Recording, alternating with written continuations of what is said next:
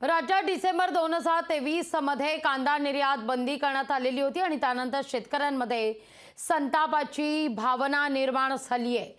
मात्र आता कांदा निर्यात बंदी उठवल्यानंतर कुठेतरी आता शेतकऱ्यांमध्ये आनंदाची लहर पाहायला मिळते। शेतकरी देखील सुखावलेला आहे। डिसेंबर महिन्यात जी निर्यात आली होती तिच्यामुळे शेतकरी खूप नाराज होता। पण जेव्हा शेतकऱ्यांची निर्यात बंदी केली त्यांनी तेव्हा नाराज असलं व साहजिक आहे, नाराज राहू शकतो। पण नंतर इलेक्शनच्या वेळेस जी निर्यात उठवली त्यामुळे शेतकरी फार जरा चांगला दिवस आला शेतकऱ्याला। शेतकऱ्यांचे कांद्याला चांगला भाव मिळाला। तसंच शेतकऱ्यासाठी चांगले कामं केले मोदी साहेबांनी। असेच कामं करत असले तर शेतकरी खुशी राहू शकतो आणि उज्ज्वल होऊ शकतं भविष्य शेतकऱ्याचं। असंच जर काही शेतकऱ्यांचा विचार केला तर शेतकरी 100% खुशी राहील आणि असेच काम मोदी सरकारने करावं ही आमची विनंती शेतकऱ्यांची।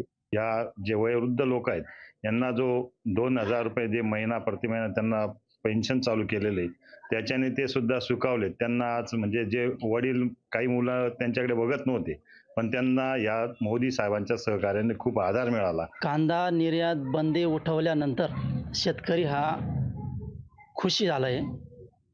तसेच मोदी साहेबांनी ज्या बी काही किमा आणलेल्या आहेत, सन्मान निधी असो, पीक विमा असो किंवा घरकुल योजना असो, शौचालय असो, ज्या मोदी साहेबांनी किमा राबवून राहिले ते खूप चांगल्या पद्धतीने आणि तसेच शेतकऱ्यांच्या पाठीमागे जर मोदी साहेब अशाच पद्धतीने उभे राहिले तर आम्ही त्यांचे आभारी राहू, ऋणी राहू।